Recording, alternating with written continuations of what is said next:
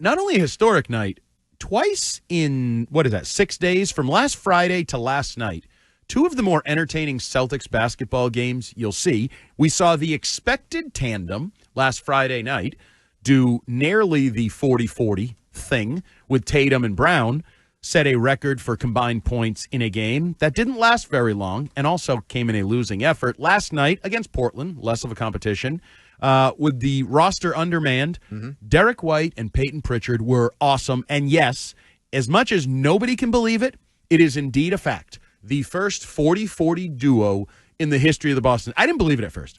History of the Boston Celtics. So as far back as you want to go, Larry Bird, Kevin McHale, Bill Russell, and anybody. And your guy came so close last Friday in your favorite game. It was 46 from, they combined for 83. Last night, White and Pritchard combined for 84. Yeah, it was 46 from Tatum, 37 from JB. Yep. One more three, and they would have done it. But instead now, Pritch got your money. So Pritch got your money, and his cohort, Derrick White, basically said Larry Bird, Jason Tatum, Paul Pierce, Antoine Walker, all y'all, you ain't done nothing here. We're the new show in town. They also combined for 19 threes. First time in the history of the NBA that two teammates each had 9 threes. Splash Brothers who thought Klay Thompson and Steph Curry were supposed to be awesome. Well, they were. But they've never done it. And they played a long time together. It's not like they didn't have an opportunity. That's the most threes combined from two players on the same team in a game? First time, well, it might be the most threes combined, but it was definitely first time two players each had 9. Wow. And if Derrick White had hit one more, then they both have 10, which would be almost impossible to top. Also a night in which the Celtics became just the third team to have 3 players with 200-plus made threes in a season. They were rolling. Missoula ball. That's how he wants them to play. And, those guys were feeling it. I think Derrick White was the one who said it was crazy. I went to Peyton. I was like, we're not just hitting them. We're swishing them. We're not even touching the net. They got hot. They alternated back and forth. And even with that, though, it's funny. They built up a 20-point lead. And then these are the Boston Celtics. So they then blow or sort of blow the 20-point lead. They start blowing it. They make it close enough that you're wondering with 4 minutes left, like, is this y'all really going to do this again? Is this a game? Are we going to against a team where not a 99, not 9 out of 10, 99 out of 100 NBA fans that do not root for the Portland Trail Blazers could not in any way, shape, or form name a Portland Trail Blazer. That's what, that team right now is currently just star-free. Yet they try their ass off. Everything Scal told us yesterday. Oh, yeah. They run, they push, they force the issue. They'll shoot from everywhere. Good for them. Get that team some talent with Chauncey Billups. Sneaky good young coach. I think they could go places. Yeah, no, they were game. They were fun. That was a fun basketball game. And Fitzy, you've already angered the text line? No, the opposite. 207. Peyton, in all caps here. Peyton Pritchard, new face of the league. That's a lot of face talk in the NBA lately. You don't want to be the face of the league, LeBron says. It's bad. I bet you Peyton Pritchard would take it. But he's the face of every T-shirt being sold out of garbage bags in front of the TV Garden at the Galleria Mall. Non-licensed.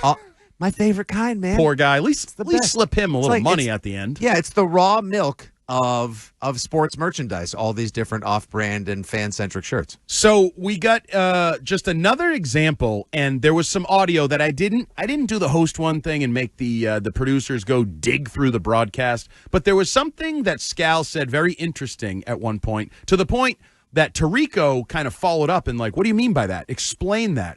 Scal said that a guy like Derrick White in particular is a true rarity in the NBA. And Tirico was like, what do you mean by that?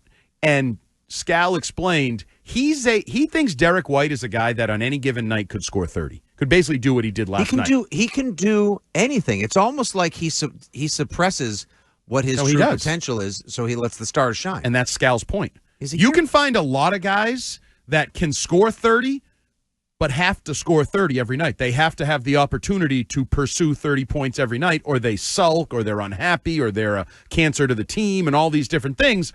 Derrick White, when the opportunity Tatum's out and Porzingis is out, so can I do my 30-point thing tonight? Yeah, go ahead, Derrick. He takes those games. Feel free to make it 40 while you're at it. Go crazy, kid. And then next week, next game, whatever it may be, he'll just have his 14. And he'll be happy about it, and he'll have that big smile, get his teeth fixed, that big smile on, and maybe the headband, and he'll just be happy to be sitting there with Tatum or Peyton Pritchard. They both got doused in cold water. My guy Jaylen Brown apparently threw a shoe at him. I don't really. What is that, an Iraqi? Was that an Iraqi protest? Right. Is that how you? The water I get, cold water. Oh, you're doing a post-game interview with Abby Chin. Because he's so hot, ice cold. Oh, boy. That's what I'm just saying. That's why they would do it. Abby Chin was actually caught off guard. You know, in baseball, you get used to it. It happens. You hit a game-winning home run. You're getting Gatorade. Or in football. A lot of Sox report. Yeah, baseball. I don't think she's used to it because she was really taken aback because she got some of the cold water obviously thrown on her that teammates threw on Pritchard on the court. But they did the same thing to Derrick White.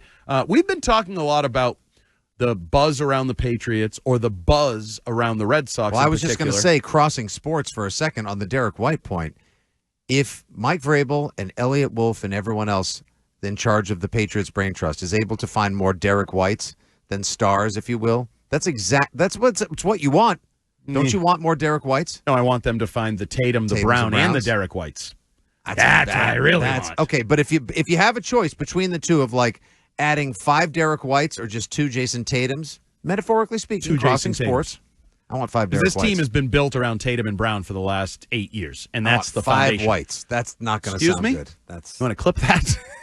Derrick. I would use Derrick. I would say full name there. Derrick Whites. Yes. Go look at the birth certificate and use the full name there. But we've talked about the buzz and the chemistry out of Florida, out of Fort Myers. That, everybody on the Red Sox loves each other. There's no, speaking of it, segregation in the clubhouse. There's no pitchers stick with pitchers. There's no infielders stick with infielders. Everybody's going to Cora's house, and they're having burgers and dogs, and everybody loves everybody.